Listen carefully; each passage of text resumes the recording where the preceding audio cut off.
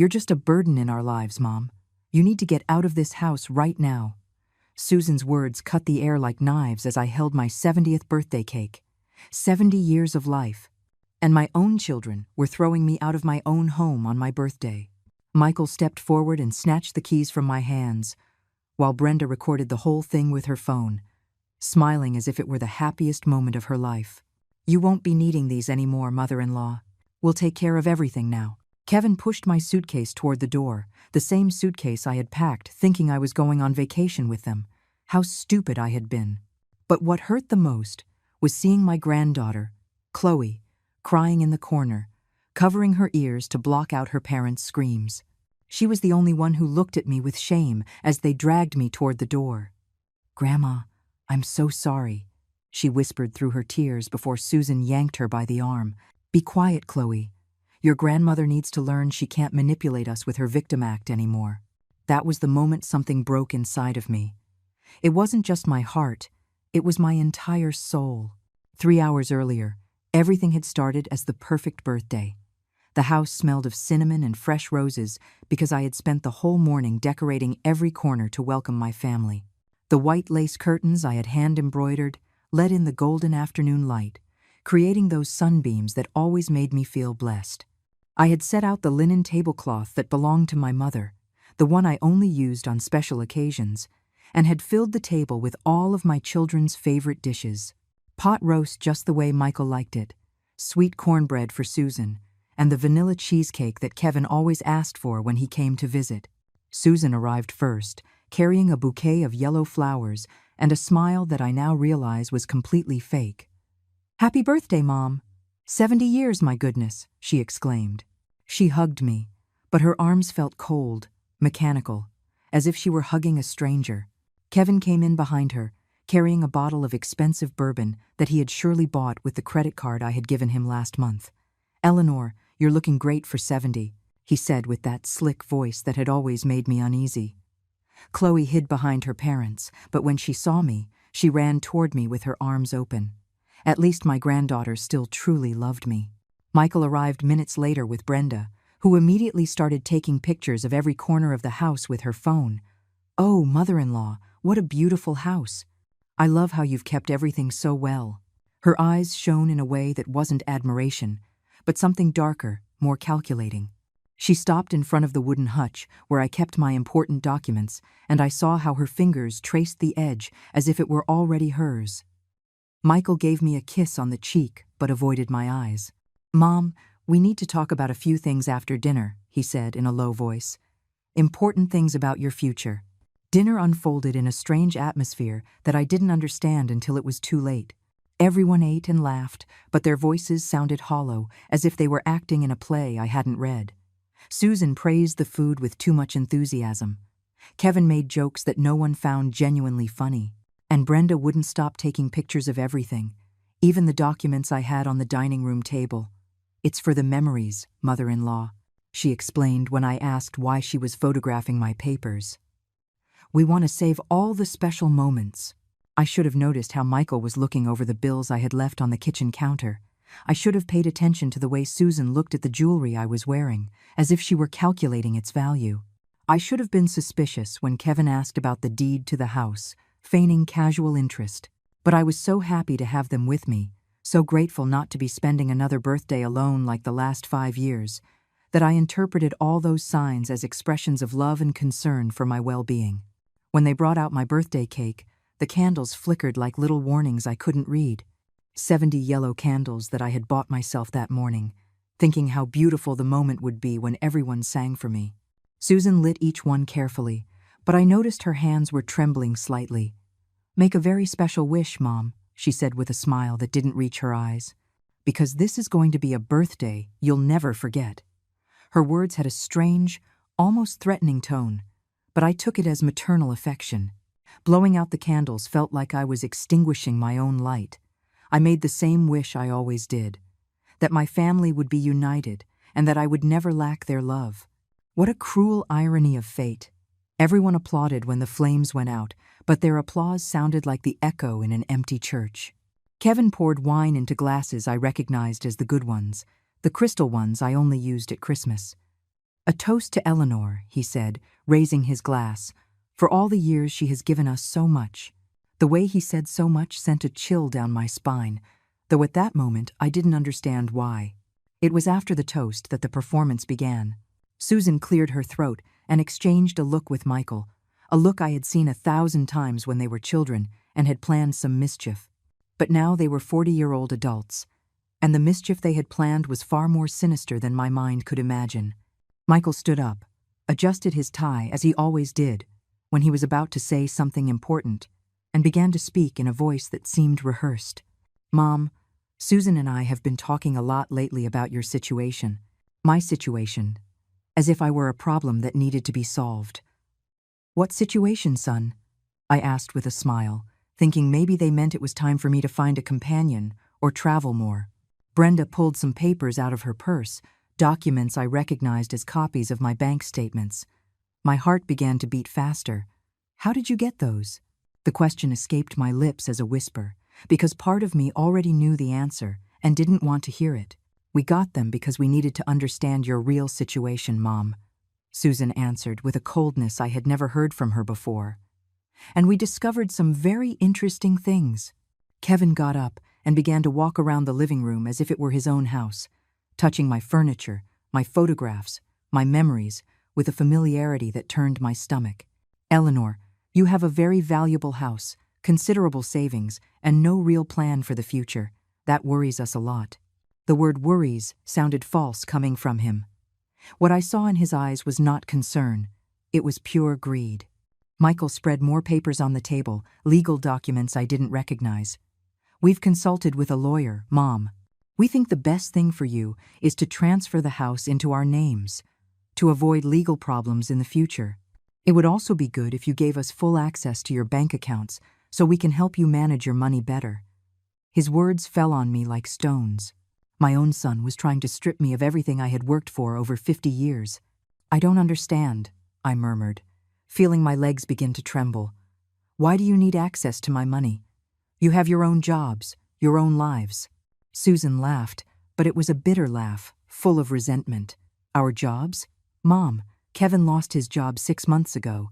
I work part-time at a store that barely gives me enough to survive. And Michael turned to his brother-in-law with a cruel smile. Tell Mom about your big business deal, Kevin. My son-in-law looked down for the first time all night. I had some problems with my company, Eleanor. Some investments that didn't pan out as expected. Brenda came over and placed her hand on her husband's shoulder, as if it were a well-rehearsed performance. What Michael is trying to say is that we lost a lot of money, mother-in-law, and we need help urgently. The way she said we need sounded more like a threat than a request. It was then that the pieces began to fit together in my mind, like a demonic puzzle.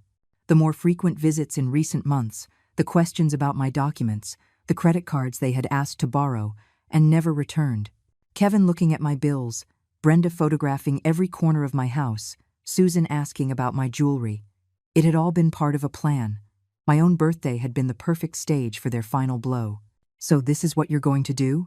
I continued, feeling my voice grow firmer with each word. You're going to take my house, my money, my belongings. And what exactly am I left with? Susan shrugged as if my question were irrelevant. Mom, you're 70 years old. You don't need so much space, so much money. We're young. We have families to support, dreams to fulfill. You've already lived your life. Those last 4 words stabbed into my chest like poisoned daggers. You've already lived your life. I looked at Susan, my little girl whom I had carried in my arms for entire nights when she had a fever, whom I had taught to walk by holding her hands in this very hallway. That same little girl was now telling me that my life no longer had value, that I no longer deserved to have a home, a future, a dignity. Do you really believe that, Susan? Do you really believe that because I'm 70 years old, I no longer deserve to live in peace? Her response was worse than her silence.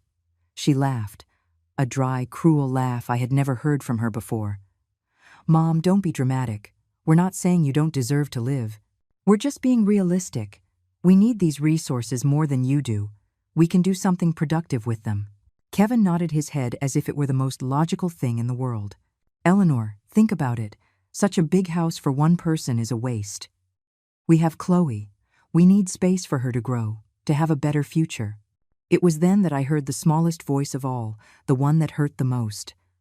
Chloe, my 16-year-old granddaughter, stood up timidly from her chair. Mom, Dad, this isn't right. Grandma has helped us our whole lives. You can't do this to her. Susan turned to her daughter with a fury that terrified me. You be quiet, Chloe. The adults are talking.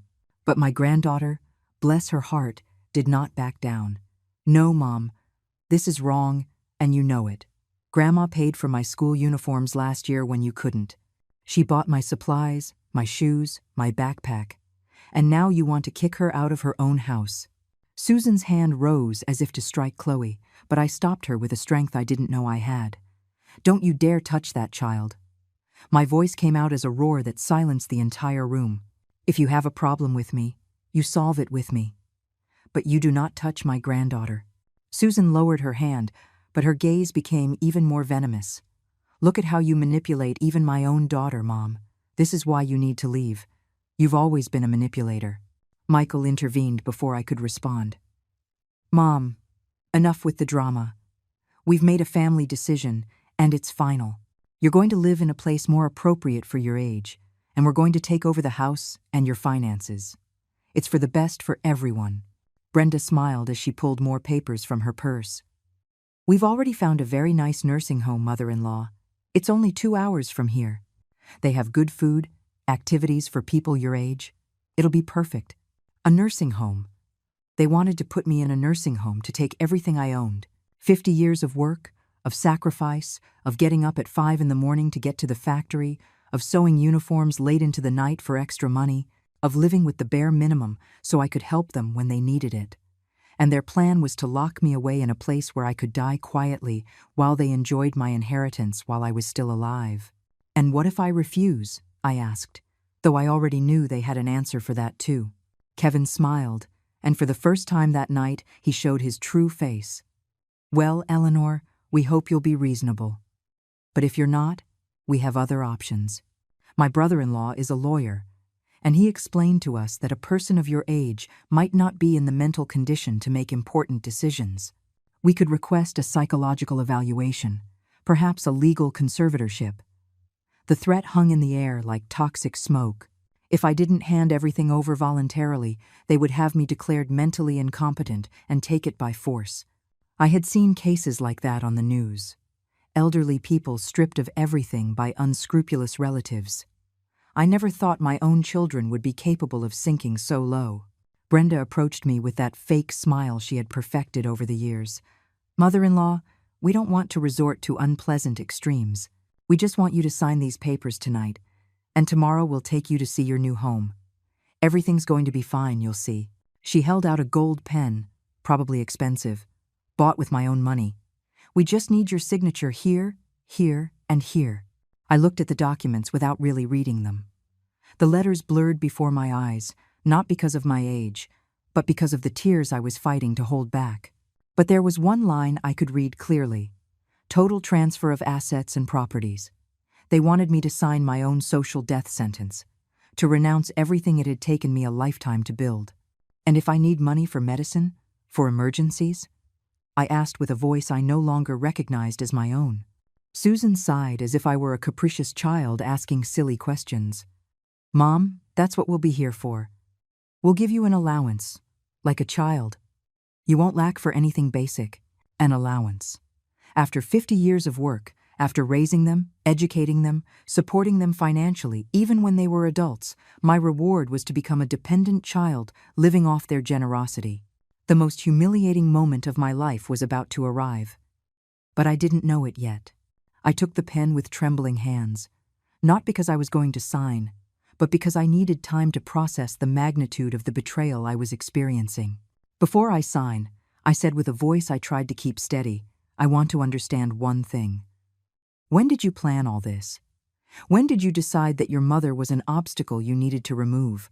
They exchanged one of those complicit glances that I now found nauseating. Mom, don't see it as something negative, my eldest son replied with a condescension that made my blood boil. We've been worried about you for months. Your mental health isn't the same. Sometimes you forget things, you get confused with dates. It's normal at your age, but you need supervision. Lies. It was all lies designed to justify the unjustifiable. My mind was perfectly clear, so clear that I could remember every dollar I had lent them in the last 5 years, every favor I had done for them, every time I had put their needs before my own. My mental health is perfect, I responded firmly. So perfect that I can remember exactly how much money I lent to Kevin last year for his supposed used car business, $50,000 that he never paid back. Kevin turned red as a ripe tomato. That money was lost in the investment, Eleanor. I already explained that.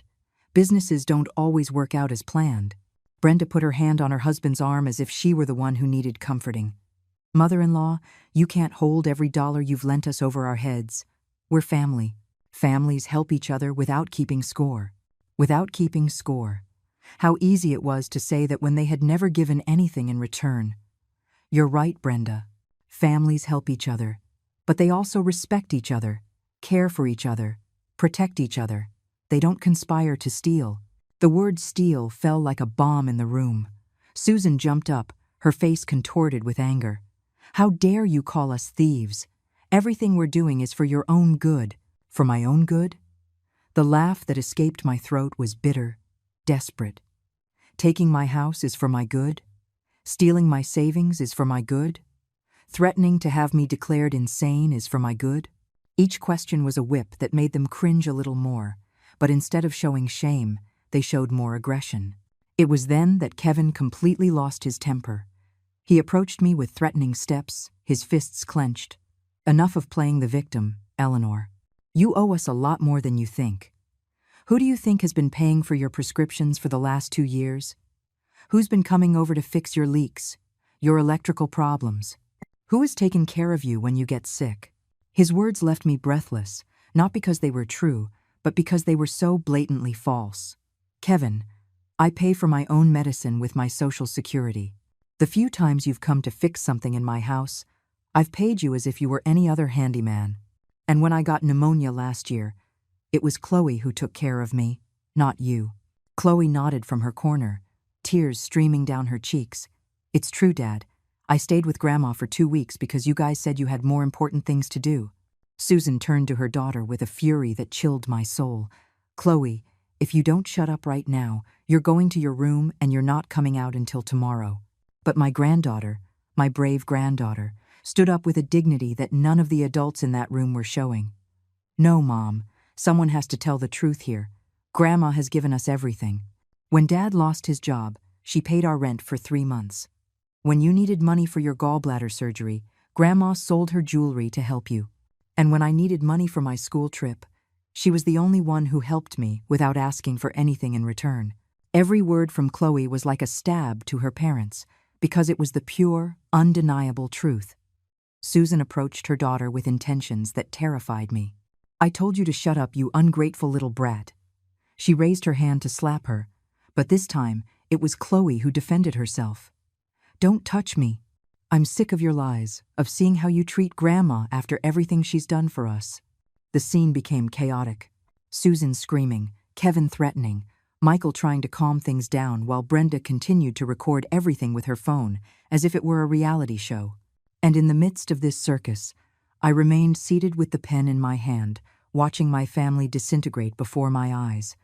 But something had changed in me during those minutes of screams and threats. The pain was transforming into something more dangerous, a cold, calculating fury. It was in that moment of total chaos when something ignited within me like a flame that had been dormant for 70 years. While my children screamed and fought like wild animals in my own living room, I remained motionless, observing every movement, every word, every gesture that would prove to be crucial in what was to come. The pen was still in my hand, but it was no longer shaking. My hands had become firm as steel, and my mind began to work with a clarity I hadn't felt in years. Susan was still yelling at Chloe, calling her ungrateful and thankless, while Kevin paced my living room like a caged lion, touching my things as if they were already his. Michael was trying to maintain his composure, but I could see the sweat running down his forehead, and Brenda had put her phone away, probably because she realized she was recording evidence of her own crimes.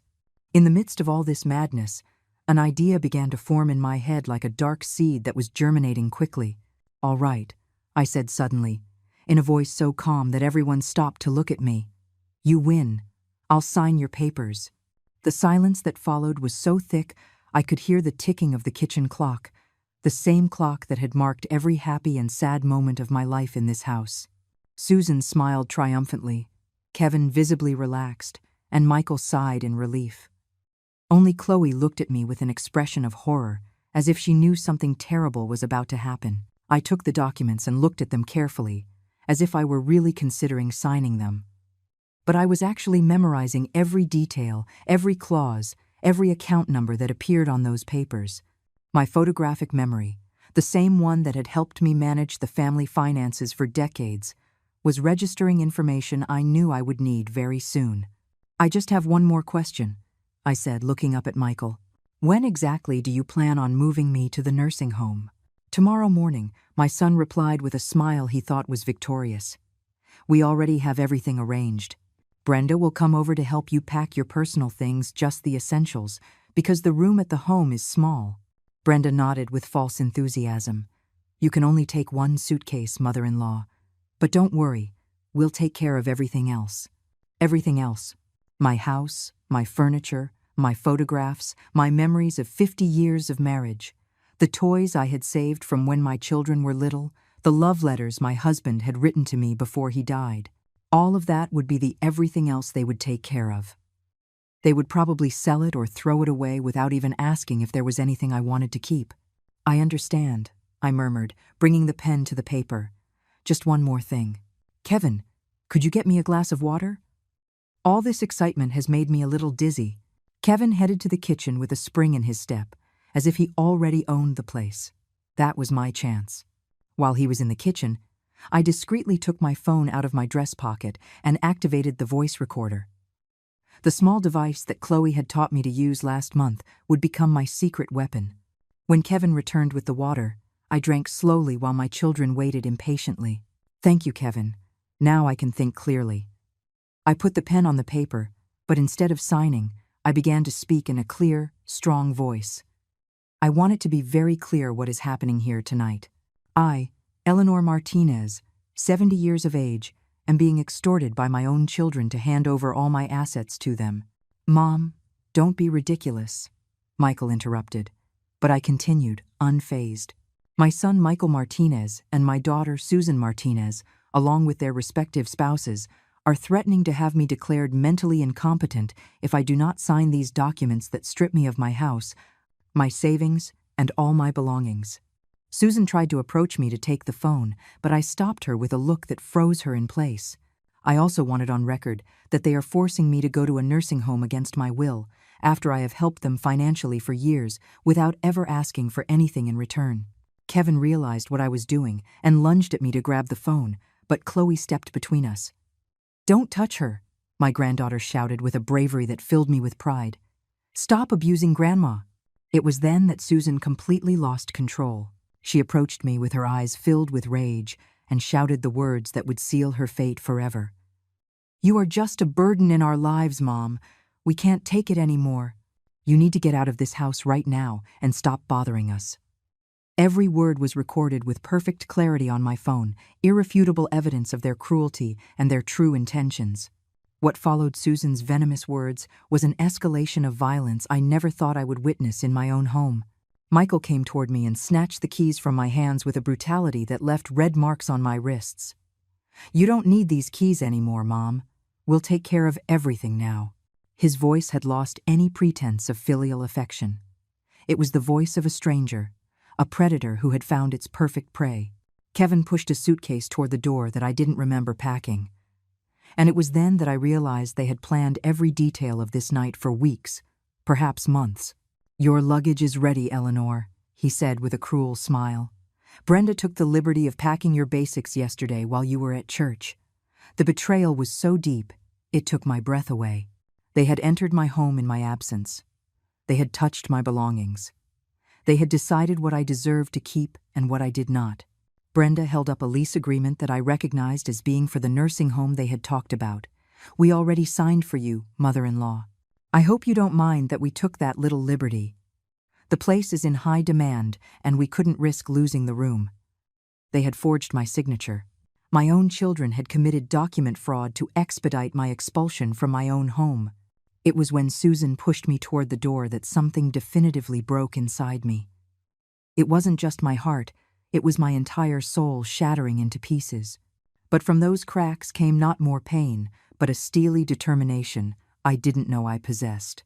"Fine," I said with a calmness that bewildered them. "I'll go. But I want you to know that I will remember every word you've said tonight, every push, every humiliation." Susan laughed with a cruelty that chilled the blood. "Mom, don't be dramatic. In a couple of weeks you won't even remember this. At your age, memory is the first thing to go." Her words were like gasoline on the fire burning inside me. Kevin nodded in approval. "Eleanor, you'll be very well taken care of at the home. You'll be very happy, without having to worry about maintaining this big house." They were going to be very happy spending my money, living in my house, sleeping in my bed, while I withered away in a nursing home room waiting for a death that could no longer come soon enough. Michael handed me a piece of paper with the address of the place they intended to lock me away. "The car service will be here for you tomorrow at 8 o'clock in the morning. I recommend you don't cause any trouble, Mom. It would be very sad to have to call the police to escort you." The threat hung in the air like a toxic cloud. If I didn't cooperate voluntarily, they would use law enforcement to remove me from my own house. They had thought of everything. They had closed all the exits. Or so they thought. But what they didn't know was that I had been thinking too. And my plan was much more sophisticated than theirs. Chloe ran to me with tears streaming down her cheeks like rivers of sorrow. "Grandma, I'm so sorry." I tried to stop them, but they won't listen. I hugged her tightly, inhaling the scent of her apple shampoo, memorizing the feeling of her arms around my neck. I knew this might be the last time I hugged her for a long time. "It's not your fault, my love," I whispered in her ear. "Adults sometimes do terrible things. But that doesn't mean you have to carry their guilt." Susan came over and yanked Chloe by the arm with a violence that terrified me. "Stop the drama, Chloe. Your grandmother is going to be fine, and so are we.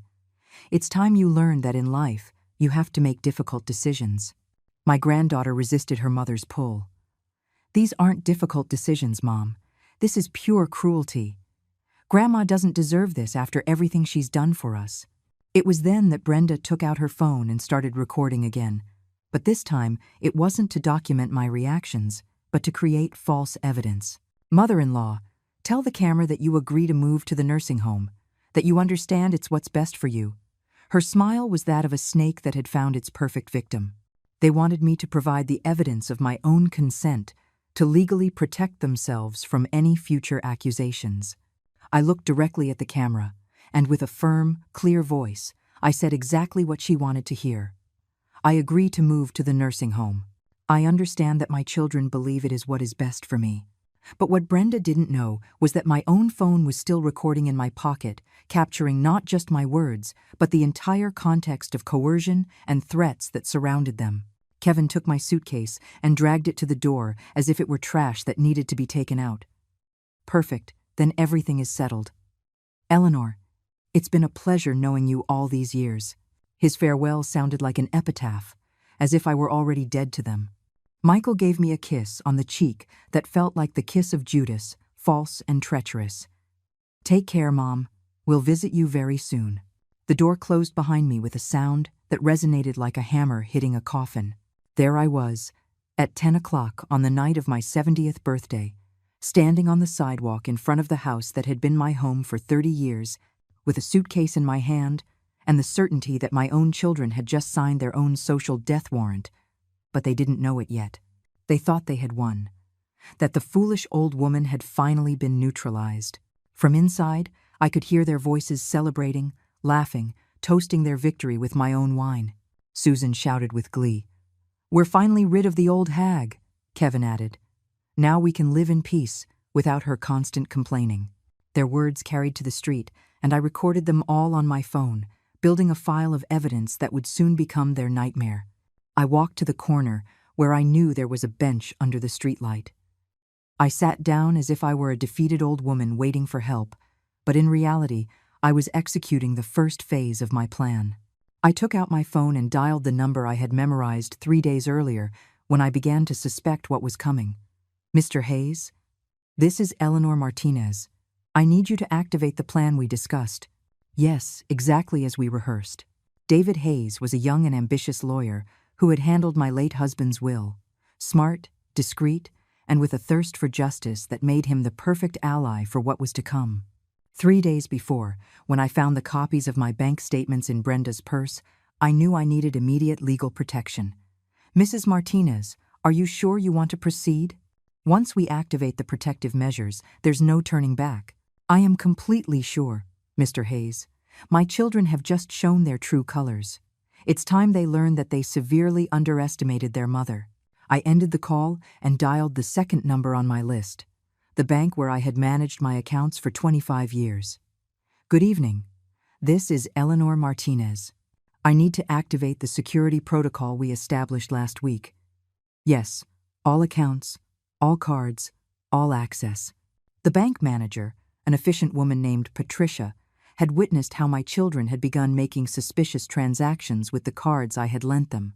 When I explained my suspicions, she herself suggested setting up a protection system that would be activated with a simple phone call. Mrs. Martinez, in 15 minutes all additional cards will be canceled and the main accounts will require two-factor in-person authentication. Are you sure you wish to proceed? Completely sure, Patricia. And please, also activate the automatic transfer we scheduled. It's time my savings were in a safer place. The safer place was an account at another bank, in another city, under a name that only I knew. An account I had opened discreetly the week before, when I realized my children were planning something big. My third call was the most painful, but also the most necessary. Chloe, it's your grandmother. I know it's late, but I need you to do something very important for me. My granddaughter answered with a trembling voice, probably hiding in her room so her parents wouldn't hear. Grandma? Where are you? Mom and Dad said they had already taken you to the home, but I know that's not true. I'm fine, my love, but I need you to remember tomorrow, when your parents realize what's about to happen, that everything I did was to protect you too. They're going to try to blame me for everything, but you know the truth. Chloe began to cry on the other end of the line. Grandma, what are you going to do? I'm scared. Her fear was justified, because what I was about to unleash would change their lives forever. Don't be afraid, Chloe. Just remember that I love you more than anything in this world, and that everything I am about to do is to teach your parents that actions have consequences. Save this phone number in your contacts, but don't tell anyone. Someday, when you're older, you'll understand why this was necessary. I dictated a number I had bought that same week, a completely new line that no one else knew. My fourth call was to the most exclusive real estate agency in the city. Good evening. Is Mr. Thompson available? This is Eleanor Martinez. I want to activate the express sale of my property that we discussed last week. Yes, the price we agreed upon is fine. I need the transaction to be completed before noon tomorrow. Frank Thompson was a real estate agent who specialized in quick sales for clients who needed immediate liquidity. When I explained my situation, he himself suggested having everything prepared for an emergency sale. While I made these calls, I could see the lights of my house on, the silhouettes of my children moving through the rooms, like vultures inspecting their new carrion. Kevin was in my office, probably going through my documents and planning how to spend my money. Susan was in my bedroom, surely deciding what to do with my personal belongings. Michael walked through the living room as if he were the new owner of the castle he had just conquered. But what they didn't know was that every move they made was being monitored. The week before, when I confirmed my suspicions about their intentions, I had discreetly installed security cameras at strategic points in the house. Small devices connected to my phone that recorded everything that happened in my absence. Their celebrations, their plans, their cruel comments about my fate. Everything was being documented in real time.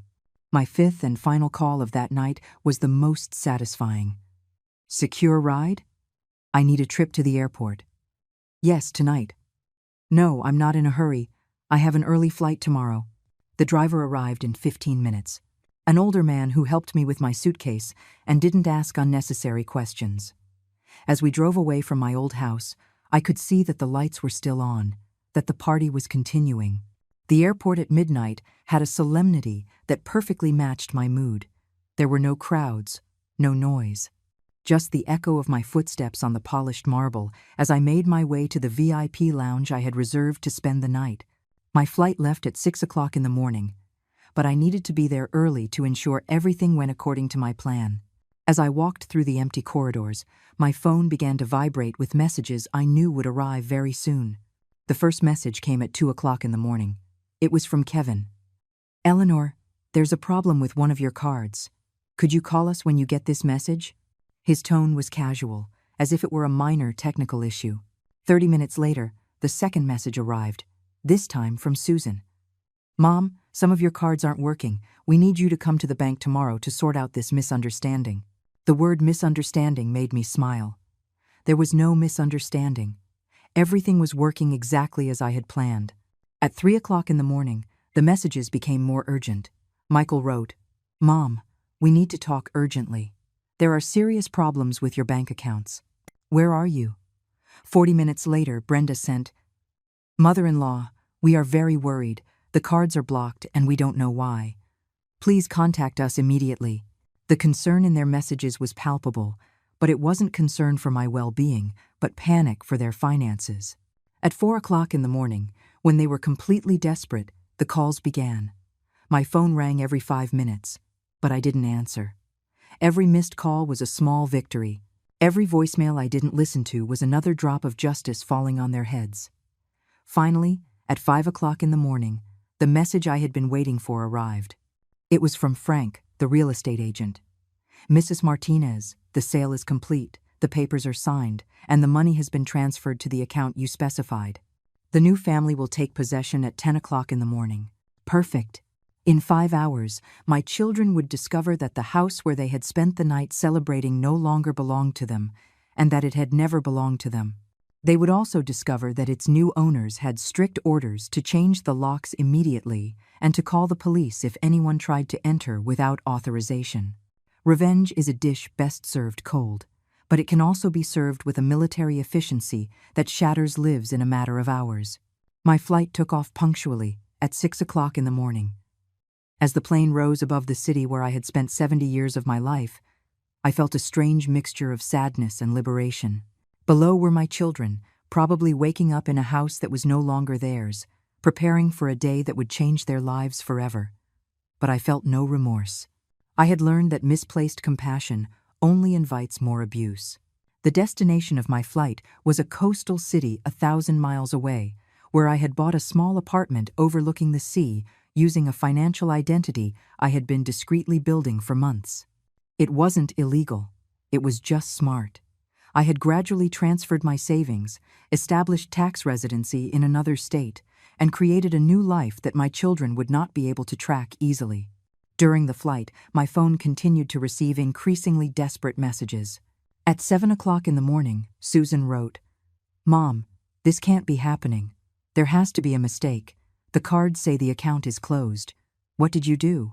At 8, Kevin sent, "Eleanor, we need answers now. We have bills to pay, commitments to meet. You can't just leave us like this." The irony of his words was delicious. They, who had left me without a home and without dignity, were now complaining that I had left them without money. The most revealing message came at 9 o'clock in the morning, as I was landing in my new city. It was from Michael, and for the first time in years, he sounded like the scared child he had once been. "Mom, please, you have to help us. Brenda is crying. The kids will be home from school, and we don't know how to explain to them that we don't have a house anymore. We promise we'll never treat you badly again. We just need you to fix this, and everything can go back to the way it was." The way it was. They wanted everything to go back to the way it was, when they could abuse my generosity without consequence, when they could treat me like a walking ATM who also cleaned up their emotional messes. But I was no longer the same woman who had entered that house to celebrate her birthday 24 hours earlier. That woman had died the moment Susan screamed at me that I was a burden on their lives. At 10 o'clock in the morning, exactly when the new family was taking possession of my old house, I received a call from Chloe. Her voice was broken with sobs, but there was something else in her tone, a mature understanding I didn't expect to find in a 16-year-old. "Grandma, Mom, and Dad are desperate. Some people showed up with keys and said the house is theirs now. Dad tried to stop them, but they showed legal papers. And you, my love? Are you okay? I asked, though I knew the answer would be complicated. Chloe sobbed before answering. I'm scared, Grandma, but I'm also. I don't know how to say it. Relieved. Last night, after you left, I heard them planning how they were going to spend your money. Mom wanted a new car, Dad was talking about a trip to Europe, and Uncle Michael mentioned an investment in some business. Not one of them mentioned visiting you at the nursing home, not even once.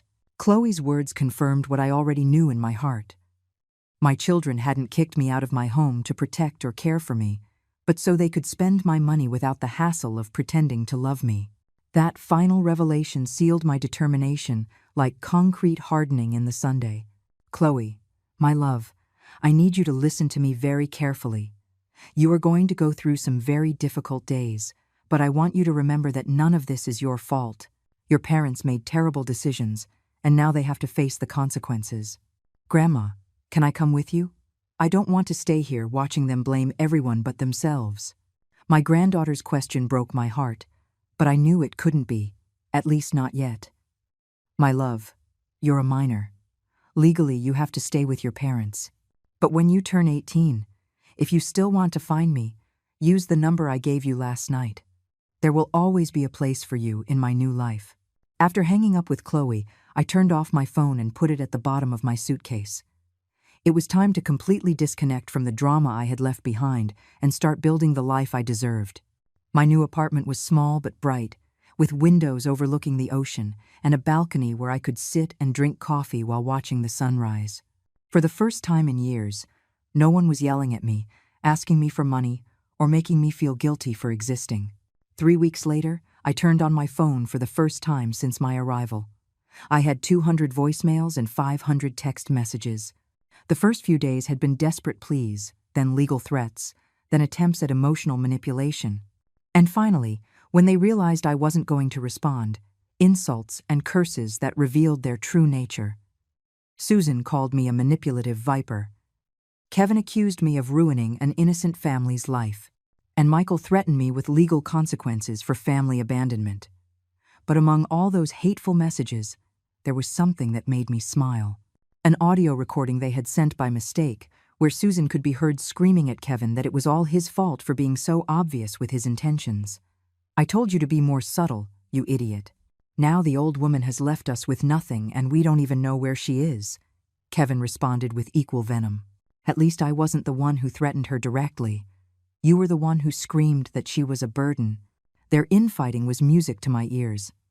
Not only had they lost my money and my house, but they were also destroying their own marriages with mutual recriminations. Michael had lost his job when his debts came to light. Brenda had had to move back in with her parents. Susan and Kevin were sleeping at different friends' houses each night, and everyone was blaming everyone else for the disaster they themselves had created. 6 months after my escape, I received a certified letter from David, my lawyer. My children had tried to sue me for family abandonment and financial manipulation, but the case had been immediately dismissed when David presented the recordings I had made on the night of my birthday. The judge had not only rejected their lawsuit, but had also warned them that any future attempts at legal harassment could result in criminal charges against them. A year later, on my 71st birthday, I was sitting on my balcony watching the sunset when my doorbell rang. For a moment, my heart raced, thinking my children had found me. But when I opened the door, I was met with Chloe's radiant smile. She was 17 now, looked more mature, stronger, and was carrying a small suitcase. Grandma, I turned 17 and convinced a judge to let me become emancipated. I'm officially an adult under the law, and I want to live with you if you'll still have me. Her words were like a gift from heaven. I hugged her so tightly that we both started to cry, but they were tears of joy, of reunion, of justice finally served. That night, as Chloe told me everything that had happened during our year of separation, I learned that my children had completely hit rock bottom. Susan was working as a waitress in a fast food restaurant. Kevin had had to declare bankruptcy, and Michael was living in a rented room after Brenda left him and took the children to another city. They had lost everything: money, house, dignity, family, and most importantly, They had lost the only person who had ever truly loved them unconditionally. "Do they ever ask about me?" I asked Chloe as I prepared chamomile tea in my small kitchen. My granddaughter shook her head sadly. "No, Grandma. They still blame you for everything that happened to them. They never accepted responsibility for what they did to you. They still say you're a vengeful woman who ruined their lives on a whim." That night, before going to sleep, I went out onto the balcony with my cup of tea and looked at the stars reflecting on the ocean. For the first time in 71 years, I felt completely at peace. There was no one demanding money from me, no one making me feel guilty for breathing, no one trying to control my life. There was just me, my granddaughter who truly loved me, and the eternal sound of the waves breaking against the shore. My children never understood that the revenge wasn't taking away the money or the house. The real revenge was giving them exactly what they asked for, a life without me. Now they had to face the world without my financial support, without my unconditional love, without my constant forgiveness. They discovered too late that I wasn't the burden in their lives. I was the anchor that kept them afloat, and without me, they sank in their own tempests. They never spoke my name again, just as I had predicted, and I never looked back. 5 years have passed since that birthday night that changed my life forever. Today is a Sunday in March, and I'm sitting in my small but beautiful garden where I grow tomatoes, basil, and the yellow roses I've always loved. Chloe, who is now 22 and studying law at the local university, is beside me, helping me plant tulip bulbs that will bloom in the spring. Her hands are strong and sure, like mine used to be at her age. "Grandma, are you never curious to know how they are?" she asks as she carefully buries a bulb.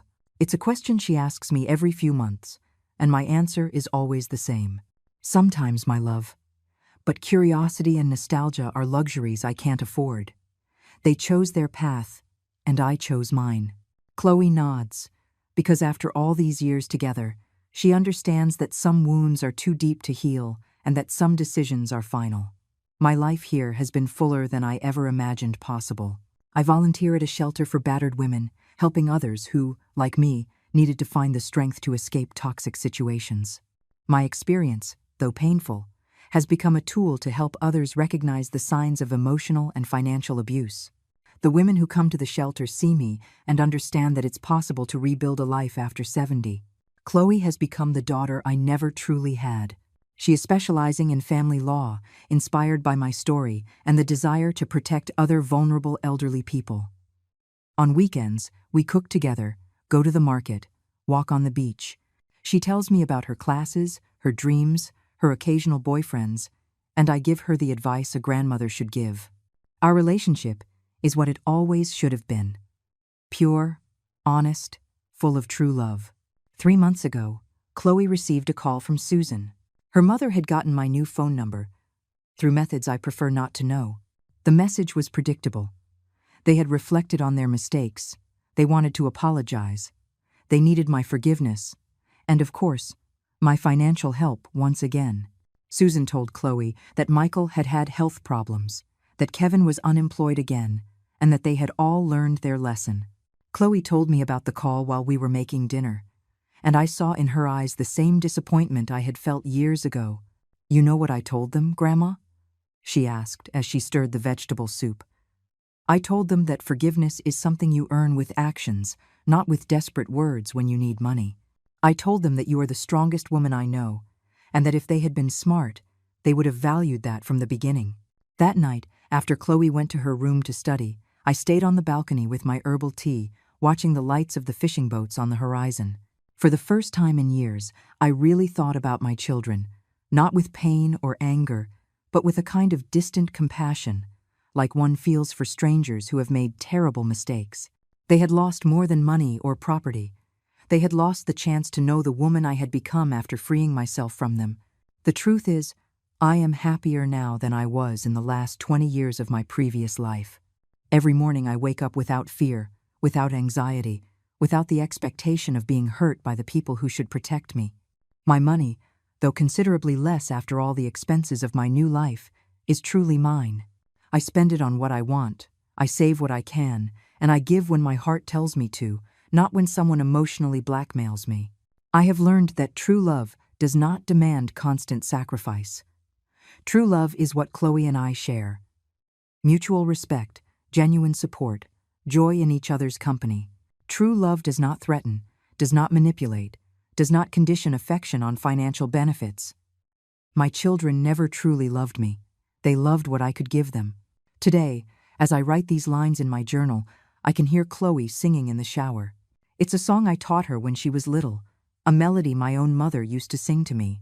Life goes on, traditions are passed down, but now they are passed through genuine connections, not toxic obligations. If I could send a message to all the women who are living what I lived, I would tell them this: it is never too late to start over. You are never too old to demand respect. You are never too alone to defend yourself. And never, ever let anyone convince you that you don't deserve dignity because your best years are behind you. My best years weren't behind me. My best years began at 70, when I finally learned to put myself first. The sun is setting now, painting the sky with colors I had never noticed when I lived in the city. Tomorrow I will plant more flowers, cook something delicious for Chloe, and maybe write some letters to the women at the shelter who are beginning their own journeys to freedom. My children chose a path that led them to misery. I chose a path that led me to peace. In the silence of my new life, I found my voice. In the solitude of my escape, I found my true family. In the loss of everything I thought was important, I found the only thing that truly mattered, my own dignity. And I will never, ever allow anyone to take it from me again.